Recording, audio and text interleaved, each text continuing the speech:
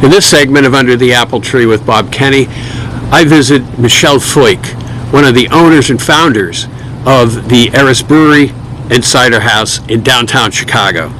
Hope you enjoy the interview. Don't forget to like the channel and subscribe. Hi everybody, welcome to the next version of Under the Apple Tree. I am joined this morning by not only a friend, but the owner, one of the owners of Eris Brewery and Cider House here in downtown Chicago. As I spoke in my original video, some of the cideries are located in apple orchards and some great cideries are located in the middle of the cities, and that's where it is. So Michelle, thank you for your time today. Cheers. Wait, we can't do this. Hold on. Oh. I gotta do this too because now it's cheers. Now we're cheersing.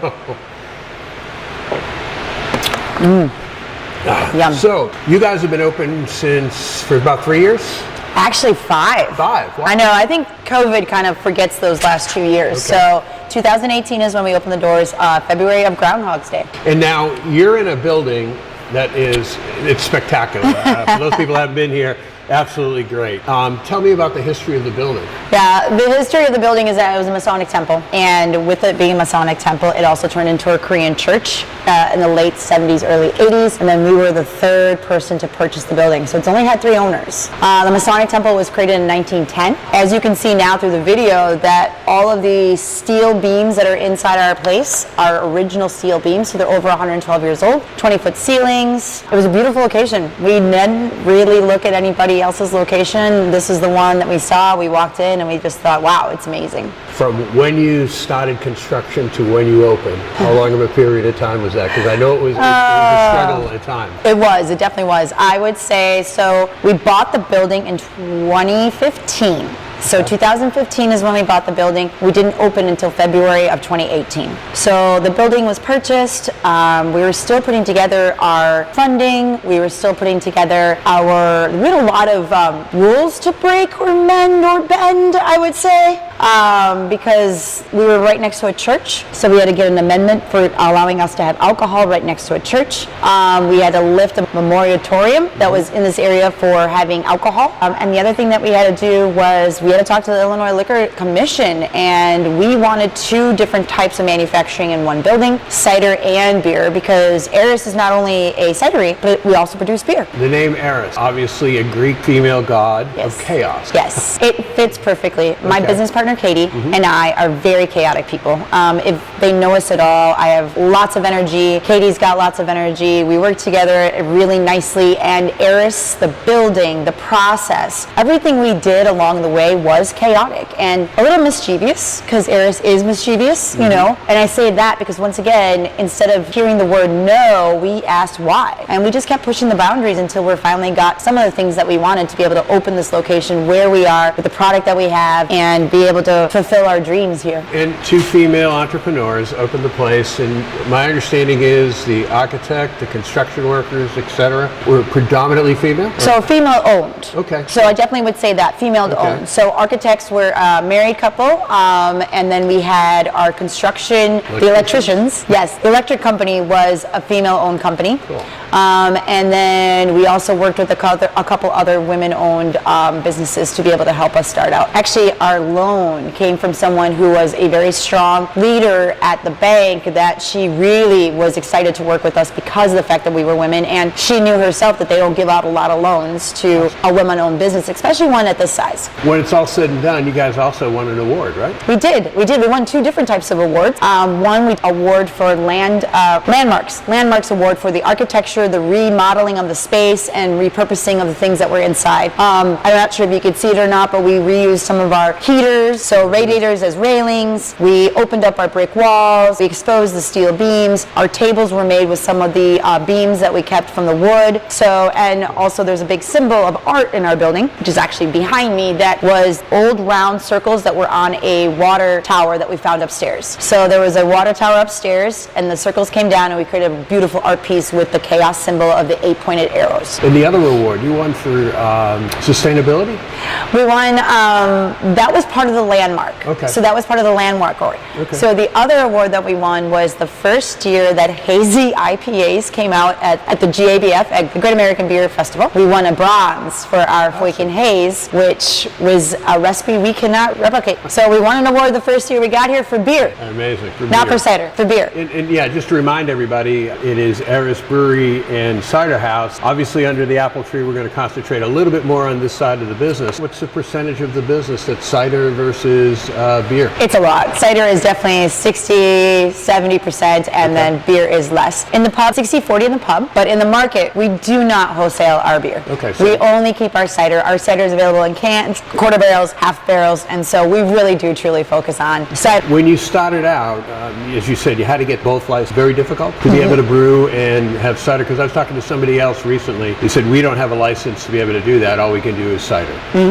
Was the state tough on you guys? Or? It's TTB that was Okay. tough. The state was definitely tough because laws are being changed all the time right now. Okay. We pushed, and the reason why we pushed and we got grandfathered is because there were 3 other wineries in the state of Illinois that had gotten their brew pub licenses. Oh, okay. And so when they got their brew pub licenses, I talked to all 3 of them. They made it very aware that it was something that I can do. So Katie and I both looked into this, and once we went to the Illinois Liquor Commission and talked to them, they told us no. And when that happened, I presented them with the 3 locations that did get brew pub licenses, Okay. then had to go into a courtroom setting or a board setting, and we had to plead our cases for us being able to have the 2. And if you look at this, we have 24,000 square foot building that needed to have beer and cider. I mean, this was our plan. We weren't going to deviate from the plan. And I also think that it's helpful that no one, literally this was a non-for-profit, the 2 times the owners had it. So who was going to bring sales tax, property tax, everything to the city? I think that helped their decision for us to be able to get it, but then right away it was grandfathered. So it's hard to be able to get the 2 licenses that we have, with a wine manufacturing license and a brew pub license. You also have a great restaurant, right? We As do. well? Yeah. Yes. Talk a little bit American about- Pear. Yeah, okay. Yeah, we have American Pub Fare. We are very open. Eris is like an invitation to a party, okay? Because Eris wasn't invited. In mythology, she wasn't invited to a wedding, the wedding of the year. And so she created this golden apple, which she threw it in to create chaos. Yeah, right. Okay? So we felt that really we wanted our menu to be something that invites everyone, because we have this large space. We have booths that fit 10 people. You can gather your friends and come here and have a great meal, whether you're vegan, vegetarian, gluten-free, or just a carnivore. So I really feel it's very special about that, because there's not a lot of places that a vegan, I feel, can go in and have a meal with everybody else without having to eat beforehand. Obviously, this was a church the last time before anybody came in. How's the neighborhood welcome? The neighborhood has been fantastic. Let's put it this way. There is 90% of people in this neighborhood that love us. Honestly, Old Irving, even in the beginning, people told us that it was going to be hard to be able to come here and to start a place where there's a liquor license involved. And first meeting with OIBA, which is the Old Irving Park Association, was kind of welcoming open arms. I was very surprised. It wasn't what I was ready for. I was ready to tell them why we really need to be in this neighborhood and why we love the neighborhood and how we can help the community. And they kind of just looked at us like, no, we really want you here. So I was really happy, and the neighborhood's been great. From what I'm hearing, and please confirm it or not, the cider industry being as small as it is, you guys are all very collegial with everybody, right? We are very cordial about the fact that our mission is for people to drink cider. Our mission is not to sit here and compete about each other. We all want cider to be drank more than beer, wine, or ready-to-drink cocktails. You know what I'm saying? Yep. So friends of mine that are in the industry, I have a friend named Matt, Broey, Brian, we all collaborate together to make sure that Eris and Ripey and, Two Fools and whoever is a local cider, and then on top of that, all of our friends, anyone who's in the market, because ultimately we're trying to sell more cider. We're trying to get people to like it. I think cider has gotten a bad rap, and I think now in the last, 10 years has gone by, and I think it's gotten a better rap. I think people understand that you don't have to have a sweet cider, you can have a dry cider, but then there's also the flavors coming along, and we experiment, we have fun. So I really do enjoy working with other cider makers in the fact of our marketing, our advertising, our parties, even our meetups. That's what I feel like Chicago does really well, is that we come together to be able to advertise everybody at a location or at a festival or something like that. Which is great, because I think, what did I hear? The last number was about 1,000 cideries now in the U.S., getting bigger, which is great. The volume is still about 1% of the alcohol consumed in the United States, which is a small number, but nowhere to go but up. What you guys have here, what I hopefully have the ability to start to meet some other people in other parts of the country, I think it's great for the industry. To your point earlier, I think people's taste buds are a little skewed because of the big national brand and what everybody thinks, okay, that's a cider. I mean, this is very dry, very white wine-ish, absolutely a perfect drink. Why I enjoy this particular style personally.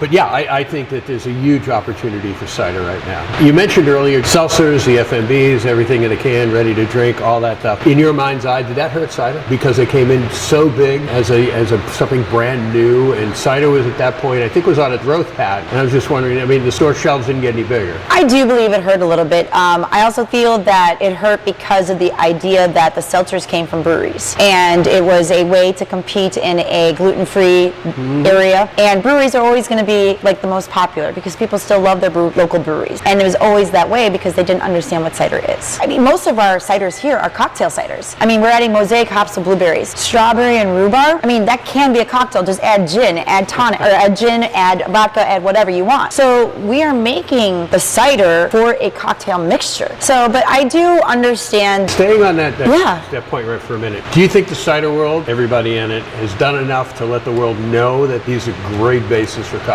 No. Okay, so how do you do that? I feel like that's the next push with cider. Okay. I don't think people are, because I think people want to stay, the one thing I know about cider people is that they want to stay true to their craft. I've even seen it here where we are a cider brand. Why do we want to push a cider brand into a cocktail? A cocktail is a cocktail. But see, in my world, the way I think about this is if I add a little bit of my cider to a cocktail, someone drinks a cocktail, they're going to be like, well, where's that strawberry coming from? And so why would I not want to take a cocktail drinker who does not like cider and not give them the opportunity to try it in a way that they don't even know what they're drinking? Do you know what I'm saying? Like, I'm not trying to hide anybody, but I am putting a little bit of the medicine into the glass, so when they try it, they're like, oh, this is amazing. I think marketing has to be behind all of our ciders. I love our ciders. I never worked for a company or own a company that I didn't believe in the quality of the product. Our cider is there, but there is that scrutiny. People don't like cider, so I'm going to make sure you try it somehow. And if that makes into world-class cocktails, if it means blending a beer and a cider together, like our old snake bites, the black velvets, I'm going to do it because it gets someone to try something they may not even want to try. And I think that that's part of the education piece, that the industry needs to, it's what craft beer did a gazillion years ago, when craft beer was in its infancy. I think the cider industry hasn't stepped up enough, I don't think, to do that. And just my personal opinion. And I'm not even sure if you want to call it stepping up. People don't want to change the idea of their product. I've seen that so much, especially with all the friends that I have that are international. I have French cider makers that I know, I have English cider makers that I know, and when we start talking about America and innovation in America, they really don't understand that making a cocktail out of the cider, like, why would you do that? You are lessening the flavor of this beautiful traditional product that I fermented and barrel aged and steel aged, but maybe in their world, people love the tradition and love the flavor profile and don't have this, it's going to be a sweet cider thing. So, plus also, as Americans are, we like to innovate, we like to do different things, and we're always wanting to be someone that changes those things. So. Now, who's your cider maker? Joe Flores. And where did he come from? He came from Lagunitas. Okay. Yes. Was he a brewer? Yes, he was, and he still is. So, but yes, he's a brewer here, and he's the cider maker here. But Joe is a wonderful addition to the Eris family. How long has he been with you guys? 3 years, I believe now. Cool. Yep, he was here before the pandemic. So 19, 20, 21, 22. Oh my goodness, we're going on more than that. We're going on 4 to 5 years. 4 years. 4 years. Now, how did you guys weather the pandemic? Boy. I know you got a great outdoor space, which we'll talk about later, but... Ta-da! Okay, cool. Okay. We were draft only. We were in the pub only. We were a brew pub / cider house. Our plans was to be a cider house and a brewery, or a brew pub, so that means food. Yep. So restaurant, cider, beer. Second floor of this building is a beautiful party space that is still not done, but that was our second goal, was to open up the private party space. Okay. Third goal was to open up a rooftop. Pandemic happened. In March, by July, we were canning cider out to the market. So we rerouted our plan. Our 4th year plan became our 2nd year plan quickly. Okay. And now you see the product in the market. Okay. Now, how many different styles are you canning? Yeah. So right now we have pedestrian, which is our lead core. Which is?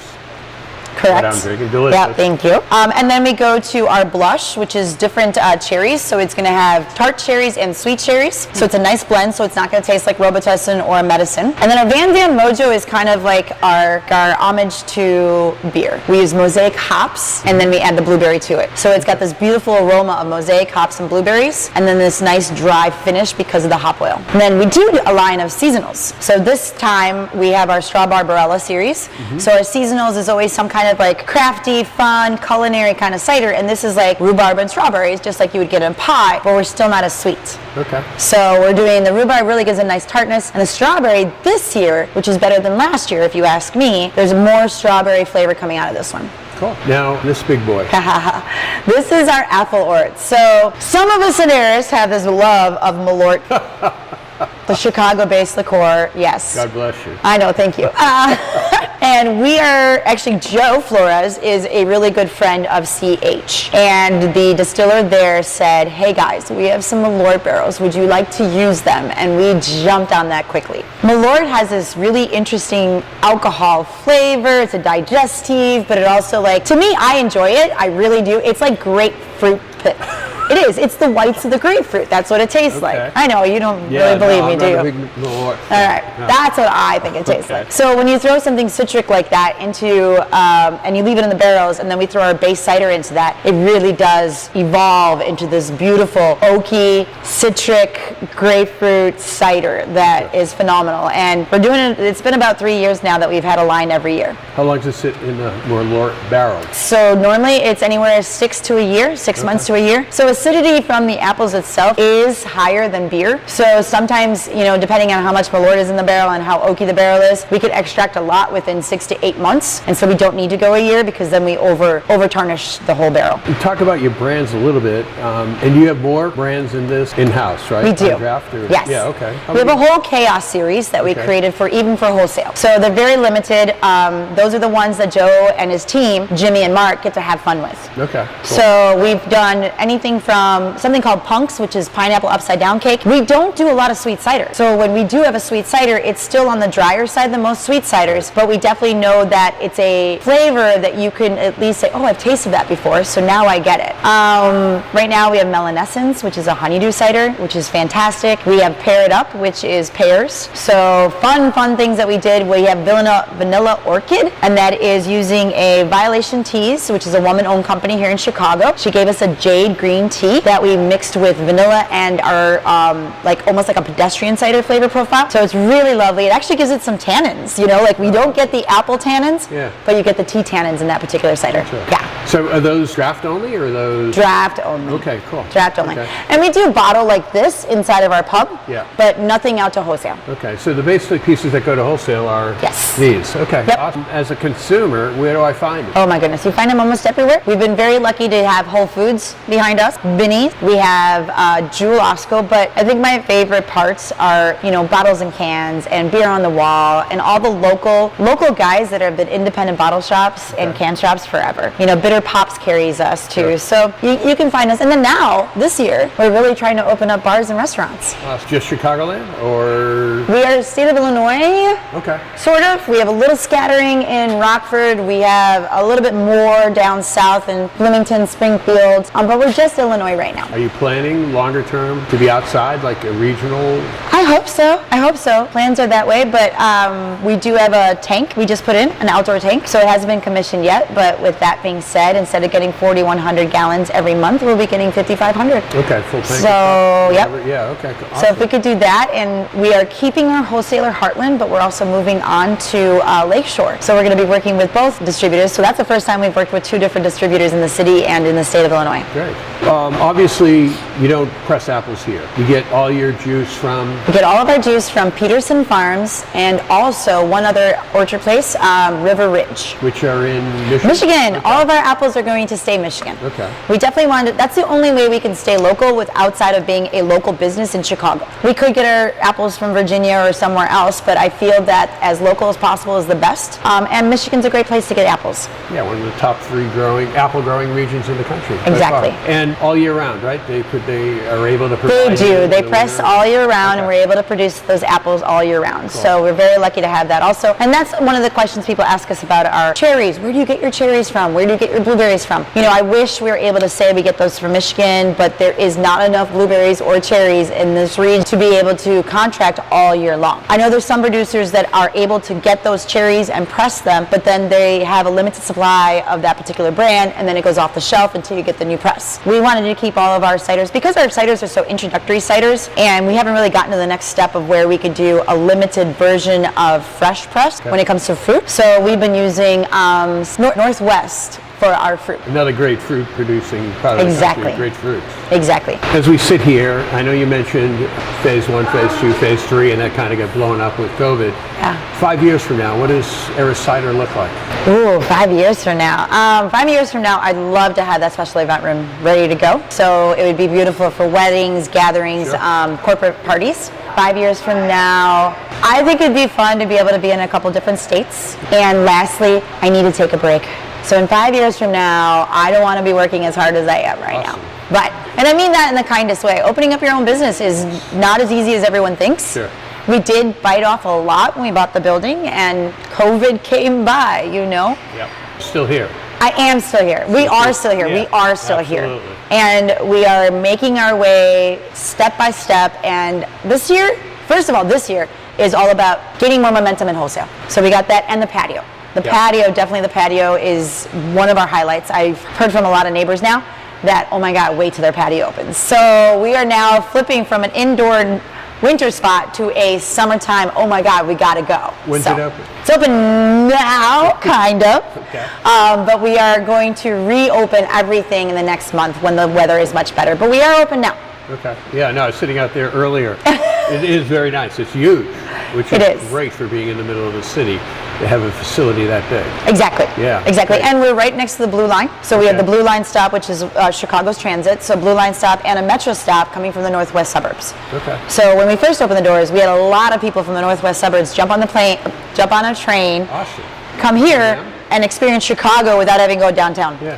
So tell me about what's the cider in front of me. Ooh, that's our Van Van Mojo. Okay. So Van Van Mojo is going to have mosaic hops with the aroma.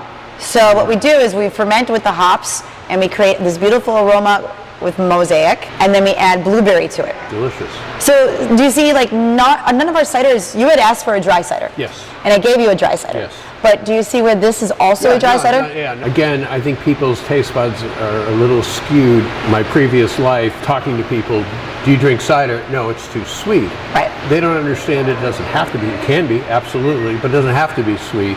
And obviously you're proving that with these. And this, I don't consider this sweet. Nope. It may be like a semi-sweet, a little Yep. bit.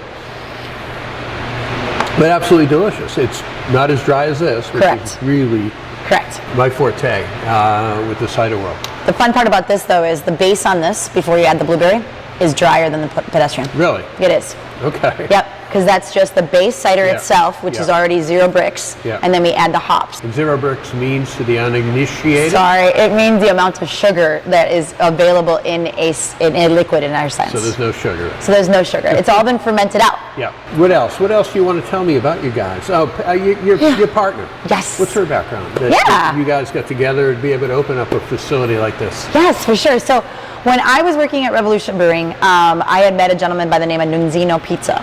And Nunzino Pizza is a investor, co-founder of Revolution Brewing. When I left there, he followed me and said, Michelle, you should open up your own place. And I said, absolutely Well, you not. had a background in retail anyways, right? I did. 10 years of Goose Island. Yeah. You know, and then I went to from Goose Island, I went to Revolution. From Revolution, I went to Virtue. So Goose Island people have been somebody dear to me for a very long time. And running pubs is what I do. So when he had brought that up to me, I was heading on my way to Virtue. So I wasn't interested. I fell in love with cider at Virtue, and I really wanted a cider pub. And that wasn't possible with the people that Nunzino knew, because they really wanted beer, because they all were investors in beer companies. Sure. Somehow this happened. We found this location, and Nunzio was a hop farmer, he opened up a hop farm called Hophead Farms. Okay. So he was always on the road, so I met Katie. Katie was a project manager for multiple different huge companies. And so she was able to understand what it took to create a business plan, because her husband and her together made Hophead Farms. Sure. Okay. So Katie and I sat together for many weeks. We talked about the project. You have been working on this so hard, you only deserve a piece of a pie too, and we can really make this thing start. And so Katie and I got together and we did a year and a half before we actually opened this location, so it just seemed like a perfect fit. As far as operationally, you guys share everything, or Yes. is there one end of the business that's more on your side, one end on her side, or? Well, I would say that that's kind of the feeling that you get, because I like to run the floor. I understand the restaurant business better because that's something that Katie hasn't done in the past. Sure. And she definitely understands more of the details of the admin kind of stuff, because she's always, without her, we wouldn't have gotten the loans and the grants that we got, because I don't have the ability to be that detailed to be able to speak to a business corporate saying, hey, this is what we need. Okay, cool. Yeah, so without her, I don't think we'd be where we would be. Awesome. Yeah. It's a great partnership there. It is. Yeah. So why don't you talk to me a little bit more about your brands? The vision we had for Eris was to find a happy medium for our guests to start drinking cider, so that the idea of a sweet cider isn't going to stop someone, or a too dry cider isn't going to stop someone. Okay. We wanted to relate the ciders to things that people understand and that they know. Okay. Starting out with the apples. These are grocery store apples. You can get the Granny Smith in a store. Sure. You can get a Pink Lady in a store. You can get a gal in the store. They're eating apples.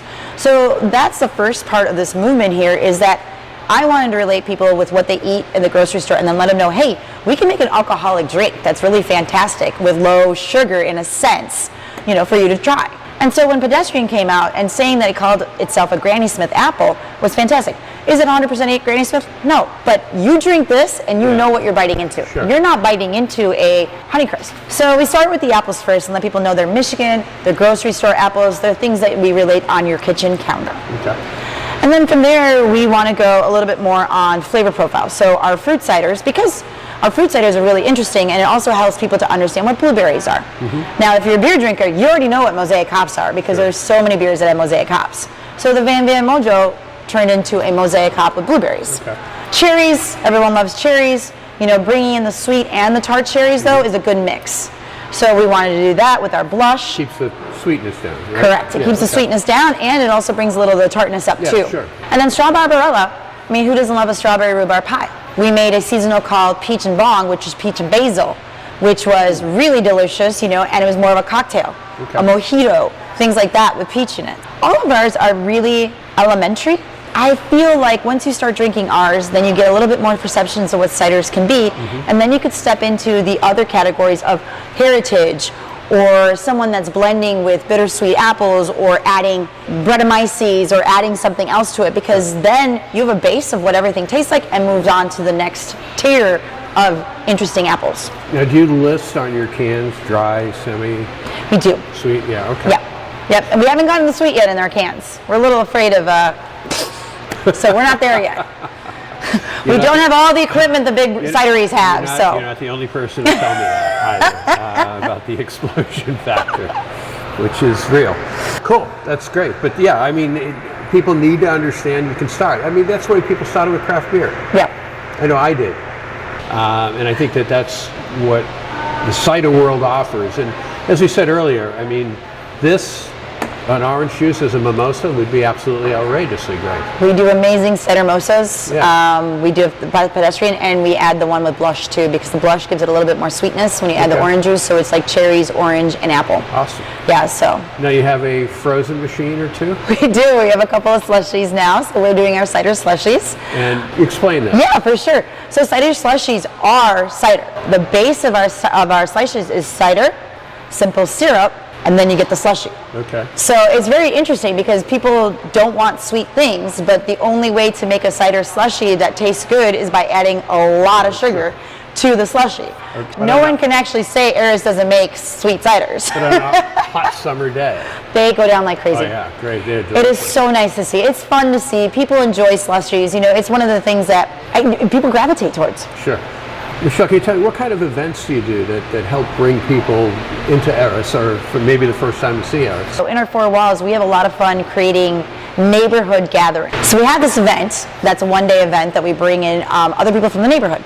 And so it's called Eris Eruption Brisket Bonanza. Okay. All right, so that happened during COVID, but we're still doing it now. So what we do is we get 3 other breweries, their chefs, to come in and make brisket. So it's 4 different chefs with brisket, and they bring their briskets the day of. We make sure that everyone's got a tasting sheet, and it's a blind tasting by the people that bought the tickets. So everyone has 4 briskets. It's about a pound of meat on everyone's plate, okay? And then we also bring in their beers. So we have cider and beer, so a sample of each. And it's all kind of combined into this really cool event where we get to be part of the community with other people. Sure. And then we thought that was such a cool idea, and then during COVID, we did E2V2. So Eris Eruption Vegan Vengeance. So we really felt that the vegan people don't have an opportunity to have a sole event on their own. So we asked people that were in the vegan business, that were also breweries, everyone had to create a meal with cauliflower. And so once again, same type of judging. Yeah. Everyone had to stay vegan, and all of our beers and ciders were vegan, and it was just a great time. Sometimes we do these really fun events where it's just like you come in that night and you could buy a tasting. Now this tasting is a blind tasting. So we put 5 to 6 samples on a piece of paper, and then give you descriptions of all those ciders. And then we ask you to, 1, put the description with the cider that you think. Okay. Yep. And 2, can you name the cidery? Wow. Because we do use guest ciders. And those have been really fun. Flights. Yes. Another great way to taste, a variety of ciders to be able to come up with what you really like. Exactly. Cool. So, and we definitely do flights. We do flights of our beer, flights of our ciders. So one of the things that I think makes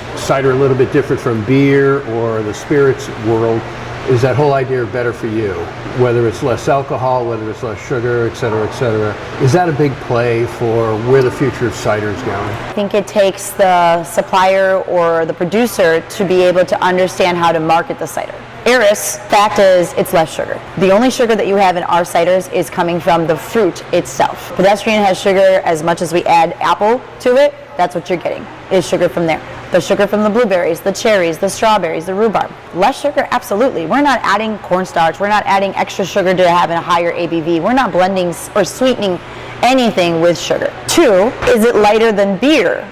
Absolutely. You don't have the grain, the calories. I can't tell you what the calories are in my can, but I can tell you that a calorie on this one compared to a can or an IPA or hazy IPA or double IPA. Correct, exactly. Is way less. Yeah. And thirdly, it is gluten-free. Health-wise, I feel that cider is definitely in that spectrum where, yes, it's better for you. The ABVs, though, it's about 6%, 5, 6. You never go over 7. You don't really see over 7. But I feel like cider is healthier. It's got all the vitamins you need from apples and things on that end. So, yes, we haven't gotten to a really good plan yet. We haven't figured out a way to make a successful campaign on showing people just from the can that it is low in sugar, low in calories, and good for you. And inevitably, the best way to do that, as you mentioned, is sample. Put it in their hands, get it across the lips, and let them ask the question to somebody who's knowledgeable and understands exactly what's in front of them. Exactly. And I do think people's lives are changing within their health. Yep, absolutely. And you're seeing more people finding out allergies. You're seeing more people finding ways, or actually just figuring out their own bodies. So I think gluten-free has become a huge deal. Find out that it has less sugar, and then find out it has less calories. Plus. Yeah, no. And again, I think that's a big piece of the industry's marketing plan that other alcohol are. The other thing about our market here in Chicago is that we are local. People support local. Yep. Look at what COVID did to us. Like, we want to support the people that are down the street that have been working really hard to keep our neighborhood great. For those who haven't been here, Eris Cider on West Irving gives you a great opportunity. One, great restaurant, great ciders to say the least, a huge outdoor patio. If you haven't taken the time to come downtown Chicago to visit Eris, please do. And as I mentioned earlier, it's Eris Brewery and Cider House, so there is a great beer selection for those who are looking for beer as opposed to cider. And there's also a full liquor bar for those who need their alcohol fixed. So again, Michelle, I can't thank you enough for giving me the time today, and I look forward to what you guys become in the future. Thank you so much. I'm so excited to see you. Salute. I appreciate it. Well, I hope you enjoyed that interview, and will join us again for the next segment of Under the Apple Tree with Bob Kenny, where we visit another one of our great American cideries. Don't forget to like the channel and subscribe. Cheers.